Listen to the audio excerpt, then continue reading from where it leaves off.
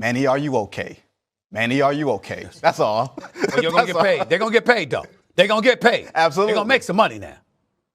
That's right. They're going to get paid. That's the whole thing of this. Again, we got to wait till September till this happens, but nonetheless, we can sit around and talk about it for the next, I don't know how. I love both of them, so I'll be there. I got love for both of them, so I'll be there. Steve don't need an excuse to get on the jet and go to Vegas. That's right. Average Netflix subscriber is worth $900. Some will be worth $1,500. Some will be worth $29.99. So the average Netflix subscriber is worth $900. So by that mathematics, they paid Mike Tyson and Jake Paul something like $150 million, and they banked $2 billion. Well worth it. He got everywhere he got because of this right here. That's never going to change for him, right? So he's just going to lock back in, and he'll literally be the Floyd of old.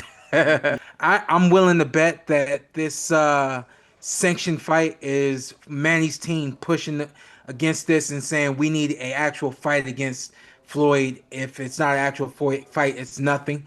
And I think Floyd, he just really believes in himself and knows that. The boxing world is reeling after Netflix confirmed the unthinkable, a fully sanctioned professional rematch between 49-year-old Floyd Mayweather and 47-year-old Manny Pacquiao. This isn't a friendly exhibition, it's a 12-round sanctioned bout set to headline the first ever combat sports event at the Las Vegas Sphere. But while the promotional trailers talk about legacy, the real motive is much greener. First of all, props to Mayweather and Pacquiao because they're both in shape. Nobody's going to come in there fat and out of shape. Mayweather stays in shape. He's the greatest defensive fighter, arguably, we've ever seen, and clearly one of the greatest ever. But their fight in 2015, hyped as the fight of the century, I was so hyped to see it, was underwhelming in the end because it wasn't nearly as much action as we expected because of Mayweather's defensive brilliance and the fact that Pacquiao couldn't catch him, not to mention Pacquiao mentioned it after the fight that he had a shoulder injury and all of this other stuff. I mean, Mayweather's been retired for 9 years. I'm underwhelmed, but I don't blame them because a lot of people would still want to see this, but I'm not expecting much. While Stephen A. remains skeptical, the boxing world is forced to confront a reality where two legends approaching 50 are once again the biggest draw in the game. Despite the Nostalgia Act labels, the sheer scale of the event, headlining the first ever combat sports card at the high-tech Sphere, suggests that the public's appetite for these names hasn't fully faded, even if the speed has. Yeah. It's wild, man. But look, man, these are two guys that, like, I know people look at their age and go like, man, they old as hell, but you gotta think about it. Like, they both live healthy lifestyles. Floyd's not a drinker. Floyd's not that type of guy. He don't do drugs. And neither does Pacquiao, and these are guys that they're legends and they always stay fit. You never see them look, overweight or anything like that, man. So, yeah, they're up there in age, man. But at the same time, these are guys that really take care of their bodies. And, let's not forget, Bernard Hopkins became world champion at 48. And, Bernard Hopkins was beating Pascal. He was beating young dudes. He was looking good just on his experience and his his respect for the game. So I really think this is going to be a good fight. If Netflix was around, but if Netflix was a player in the game in 2015, how many people would have watched their first fight on Netflix? Bear in mind, 4.5 million people bought the pay-per-view for well over $100. Crazy. I mean, the pay-per-view generated over $500 million. Can you imagine how many people would have watched it on Netflix back then? Back then. They still will get a big number. I still think they'll get around the 70 million number. I really do. So, although there'll be people like me scratching my head saying, why are they doing this? They're doing this because people will watch it. There will be a lot of people that watch this on Netflix. I am a massive, massive Floyd fan. Like, I was obsessed with everything Floyd Mayweather did. I thought he was a genius when it comes to marketing and a genius in the ring. Like, it's very rare that the two go together, which is why I think everyone kind of fell in love with Conor McGregor, right? Because Conor McGregor was a genius outside the ring in terms of how to sell a fight.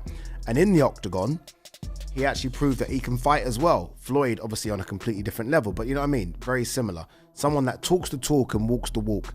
and Floyd most certainly did it. Exposed by financial analysts and mounting legal hurdles, the Money Mayweather brand is facing its toughest opponent yet. Just weeks before this announcement, reports surfaced of a staggering $340 million lawsuit filed by Mayweather himself against Showtime and former executive Steven Espinoza, alleging a complex web of misappropriated funds.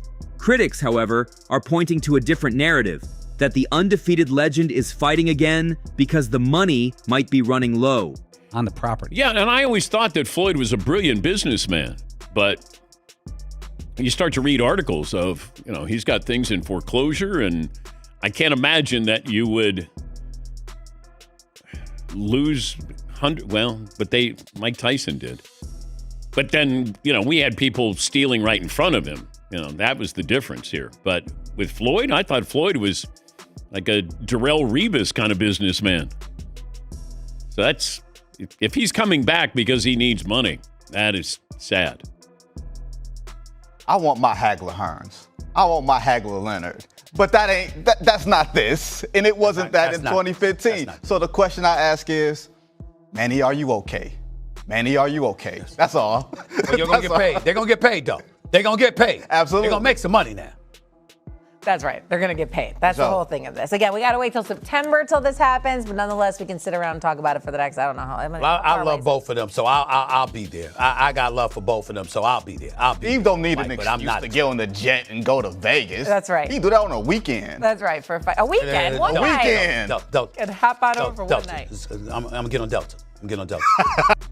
Observers note that this isn't just a victory lap or a simple exhibition. For Floyd, this 9-figure payday on Netflix is a calculated move to secure a legacy that is reportedly under siege by creditors and legal fees. If the allegations of stolen millions are true, the undefeated king isn't just fighting for 51-0. It's Netflix building entertainment models around sport. Sport is entertainment. It crosses over. Netflix have got a proven model of success that ultimately they invest some money into these sort of things, whether it's Jake Paul versus Mike Tyson or Jake Paul versus Anthony Joshua. They'll look at their lifetime value of their average subscriber, not every subscriber, but their average subscriber, and then they multiply it by the amount of subscribers they think they're going to get as new ones, and they make a commercial decision. Well, that's interesting, isn't it? Because everything that they've done so far is massive, and this obviously will be a talking point. I mean, Anthony Joshua's knockout victory over Jake Paul in December wasn't something that the boxing fraternity wanted, but it appears to be that they understand what people want, what the rest of the community wants, and actually, I don't know if that's the algorithm or just good research or just good instincts, but they do great numbers. They have a 300 million subscriber base around the world, bigger than that now. I think the growth on the Mike Tyson, Jake Paul fights, I think they got 2 million subscribers out of it, new subscribers. Now, irrespective of whether some of those subscribers churn or don't stay for a long period of time, the average Netflix subscriber is worth $900. Some will be worth $1,500, some will be worth $29.99.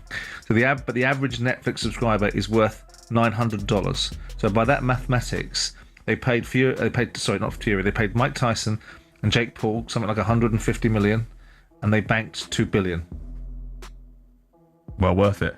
Vowed to erase what he calls the robbery of 2015, Manny Pacquiao isn't returning just for the check. He is fueled by a decade of resentment over his injured shoulder and the judges' scorecards that favored Mayweather in their first meeting. Pacquiao has been vocal about his desire to give the fans what they deserved the first time. And unlike Mayweather, Manny has stayed remarkably active against high-level competition. He got everywhere he got because of this right here. That's never going to change for him, right? So he's just going to lock back in, and he'll literally be the Floyd of old. Yeah. It feels like such a massive risk, though, Sean, even for Floyd, to put that 50-0 record, that unblemished record on the line. From that standpoint, are you surprised that they didn't do this as an exhibition, that it is a real deal sanctioned fight? I'm not really surprised. I think that, again, when you get in the ring with Floyd, when you do a promotion against Floyd, when you have to deal with the business with Floyd, you grow, you learn. Manny has grown and learned the same way that we were notorious for saying Canelo became a different fighter after fighting Floyd. It's how it's supposed to go, So I'm willing to bet that this sanctioned fight is Manny's team pushing against this and saying we need an actual fight against Floyd. If it's not an actual fight, it's nothing. And I think Floyd, he just really believes in himself and knows that that ain't going nowhere. What made Money Mayweather was a pressure fighter, and then Pretty Boy Floyd was a pressure fighter, and then he became Money May and he became a strategical fighter. Yeah. Bernard Hopkins was the executioner, and then he became the alien. You know what I'm saying? It's like the fighters that transition and have longevity, they're always able to make that adjustment, that change. You know what I'm saying? Money is is a motivation, you know what I'm saying, to make money. But it's just it's if you're a true student of the game, and you're studying film and you go to the gym and you start working on things, you want to pull that off in a fight. So it's just it's just being a student in the game, man. So, and as far as Floyd and Pacquiao, man, it's it's going to be, I think it's going to even be a better fight this time, only because, obviously they're going to be, they slow down. Floyd can't, I don't think he's going to be able to move as much as he used to. And then, Pacquiao still kind of got that flow with him. He showed it in the Barrios fight. So, I think we know what Pacquiao's going to bring to the table is going to be more interesting what Floyd got. You know what I'm saying? And Floyd still got those movements, you know what I'm saying? Because, Pacquiao's more of the straight up fighter, where Floyd relied a lot on his speed. Yeah. We know that shit go. You're not gonna have speed. You're not gonna have speed when you're 50. Yeah. So yeah, I think it's gonna be a very competitive fight just because of the both of them slowing down. At 47, Pacquiao's recent majority draw against WBC champion Mario Barrios proved he still possesses the first thing to go, his legs, better than most fighters half his age. In that July 2025 bout, Manny outworked a much younger champion for long stretches, making this rematch a dangerous trap for an aging Mayweather who has spent the last few years dancing through low-stakes exhibitions. Sean. I'll tell you what, ahead of getting in the ring with Manny, taking on an exhibition fight, not a bad idea. If you don't know, he has an exhibition fight coming up, I believe, in April out here in Las Vegas. Ruslan Brabantnikov, another fighter. So someone that has a name but isn't going to hurt him, Manny that is. And then I got a feeling that that Floyd might be looking at the same thing, probably looking at trying to one-up Manny like he does with everything. And like I said, not a bad idea, because what you don't want to do, what we've seen Mike Tyson do against Jake Paul, is you don't want to get in that ring and you having driven that car in so long that the engine runs hot, So both these guys, I think they're more than anything, they're trying to show us how serious they are about doing it again against one another. So it's very hard to explain this, but these guys are in better conditioning today than even before, I would say. Floyd's conditioning hasn't changed at all. Manny's, I've seen from a performance standpoint, what he's done now against Barrios versus even before, he's in phenomenal conditioning. Okay, so it's hard to say, well, wait, we're 11 years later, how did they improve over time than not? But it's just the way some people are, some people they get better with age. And are you and Manny anticipating for an older Floyd Mayweather, who's now 49, to be a more stationary target, who's able to get hit and hurt in the rematch? I don't think Floyd will ever be a stationary target. I think Manny knows that. I don't think Floyd by any means is an easy fighter, or an easy opponent. Don't expect Floyd to be a stationary target. That's not Floyd. Floyd is Floyd. There's a reason why he's nicknamed the greatest of all time. There's a reason why he's the GOAT. There's a reason why he's 50-0. And there's a bigger reason why he's agreed to step back in the ring, and that's because Floyd is Floyd. And of course, Manny's Manny, Floyd is Floyd, and Floyd's not just gonna step into something knowing that, Floyd plays to win, as does Manny. So it's gonna be very, very good. Netflix is officially taking over the sport, preparing to broadcast the event live to its 325 million global subscribers at no extra cost.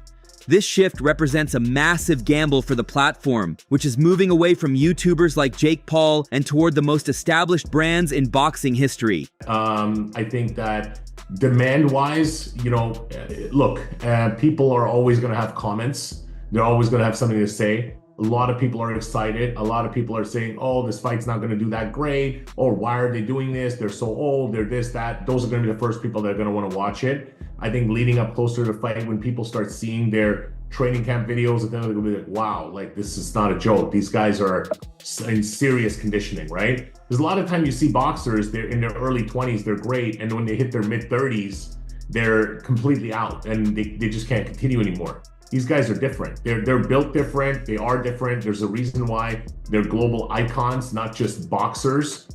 There's a reason why they're household brands. And there's a reason why they broke records once and they're going to break them again. And that's because they're built different. We are expecting significant numbers. What I can say is from a base guaranteed purses standpoint and the back end, I mean, the deal that both fighters have with Netflix is better than any other deal Netflix has done with any other boxer till today. So let's talk. Yeah, let's talk about the purses. Can you share how much Manny and Floyd are making? I can't share the exact number. But let's just say if you know what they're worth and they know what they're worth and they know the numbers they've done before. So if the numbers didn't make sense for either of them, they wouldn't have signed on the dotted line and we wouldn't be where we are today. By taking over the Sphere, the organizers aren't just hosting a fight, they are executing a strategic shift that could permanently change the economics of combat sports. If a 50-year-old Mayweather can pull 100 million live viewers on a streaming app, the days of the $80 cable box purchase are officially buried. So the fact that it was coming through Netflix is today's era. We're in a streaming era. We're no longer in a pay-per-view era. And that model is done now. So getting on Netflix, having access to 325 million plus subscribers, out of which we know that easily 100 million plus have already watched a boxing event. So we know that we have numbers to set and records to break again, which these two guys want to do those records. Manny coming back into the ring last year, Floyd seeing his performance and Floyd saying, hey, Manny could do it, I could do it, which he can. Him wanting to step in, the timing of everything, the additional opportunities that are going to come through the Netflix platform, the potential long-term partnership that's going to come with Netflix for so many other things down the road and other Fortune 500, Fortune 100 companies globally, and Netflix being so heavily invested into this to make this their biggest Netflix sports event from a production standpoint ever, and committing to the Sphere in order to do that. And, so that played a huge factor. It's all of these things put together and the right people being involved and moving all the unnecessary, people, like moving them on the back of the board and getting them in their positions. That's how we got to the finish line. Confronted by the reality of aging, critics argue that a 49-year-old Floyd and a 47-year-old Manny can no longer provide the elite boxing fans deserve. The concern isn't just the lack of speed, but the potential health risks of two men in their late 40s engaging in a professional, 12-round contest with small gloves. Paradoxically, their lack of mobility might actually create the phone booth war fans wanted in 2015. Neither man has the reflexes to run or use the entire ring for 12 rounds anymore. We may finally see the high-volume exchange that was missing a decade ago, simply because they no longer have the choice to stay out of range. Pacquiao versus Floyd Mayweather, they fought too late in 2015 when they were 36 and 37 respectively, I think. They're 47 and 48 now. Yeah. So it is some would say a cynical land grab, a financial opportunity. But if people are prepared to pay it and Netflix are prepared to put it on and people want to watch it on their Netflix subscription and people want to subscribe to it, no harm, no foul. So the scale of opportunity and the Netflix of the world showing product, whether we think it's a good product or not, whether we think watching two 50-year-old men, nigh on 50-year-old men, having a dance that was 10 years too late when they were in their prime and is now 20 years too late, But our view is irrelevant, isn't it? Because the data obviously says it's going to be successful. Obviously, they wouldn't be doing it. Well, Netflix are not doing it for the good of sport. Exactly. They're doing it because they've got 300 million subscribers, and they can keep those subscribers by adding content in there. They can get new ones, and it's a business model. It works. The boxers get more money out of it. What I'd like to see is the ecosystem getting more money out of these sort of things.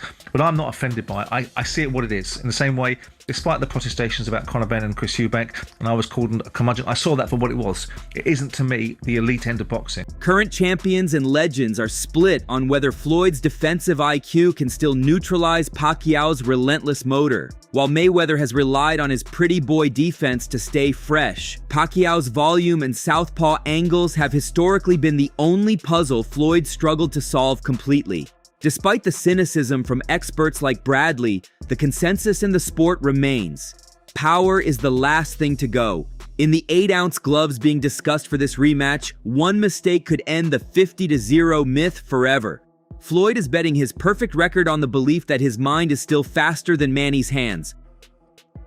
Felt like that somebody wanted to call this fight off, and they were told you can't. It was too deep, too deep in the game, and there was a lot of money. A lot of money at stake. And obviously, Pacquiao got in there, but he wasn't throwing any punches. And Floyd Mayweather is a boring fighter. I mean, the presentation is flashy, but he's a defense-first fighter. There's nothing to, when you watch him, you go, oh, okay, didn't get hit again, and he didn't get hit again. Tactically, he's brilliant, but not exciting. So, hey, if you sign up for it, go get him. Must be, it'll be September, so maybe it's a slow night for you, and you go, well, maybe I'll just buy this fight. Let me see these two guys lean on each other. But I don't know if this has to do, boxers never retire. Sugar Ray Leonard told me this when I went to his first retirement in Baltimore, and he talked about fighters never retire. The phone stops ringing. And that's it. Like, you could get some of these guys to come out of retirement and be like, hey, Tommy Hearns, Marvelous, Marvin Hag, come on. Roy Jones, come on, who wants to fight? Yeah, I'll do it. Mike Tyson, he'll fight again. Let Tyson fight the winner of this. But, maybe, financial issues could be affecting one or both of these fighters, and that's why you're doing it. I don't know why you watch this unless the undercard is really good. Maybe the novelty of being in that building, having a boxing match in the Sphere, but it's real. It's real. Promised to be a production masterpiece, the event at the Sphere aims to blend cinematic entertainment with high-stakes boxing. With a 160,000 square foot wraparound screen and immersive haptic seating, the venue itself is being billed as a co-headliner. This isn't just a boxing ring, it's a $2 billion digital canvas designed to make the viewers feel every punch. The Mammoth 16K screen inside wraps all the way around your peripheral vision, making you feel transported. Most 360-degree video you see today is filmed with a camera array, which is how the Sphere team first started filming for the Sphere's unique screen size and shape. However, they ultimately realized they needed something totally new to accomplish their goals. That's where Big Sky comes in. The video captured by this first-of-its-kind 18K camera can't be properly previewed on a normal monitor. One of our tools is a VR headset, and the camera can be on a technocrane doing a move. You can put on the headset, you can preview, you can see all the seats in the venue, so you can get a sense of scale. You can move around the different seats so you can see what it's like. Whether it's a senior citizen brawl, as the critics claim, or a final technical masterclass between the two greatest of their generation, the world will be watching when the lights go up in Vegas. For one night, the Sphere will become a time machine, taking us back to an era when these two names defined the sport. Challenged to pick a side, the boxing community is now forced to decide if this fight saves the sport or exploits its legends. Stephen A. Smith may not be expecting much, but history shows that when Mayweather and Pacquiao are in the same room, the world stops to watch. So that's all from today's video. If you enjoyed it, remember to leave a like, subscribe, and ring that bell icon so you never miss our upcoming videos. And don't forget to share your thoughts in the comment section. Stay tuned, and we will catch you in the next video.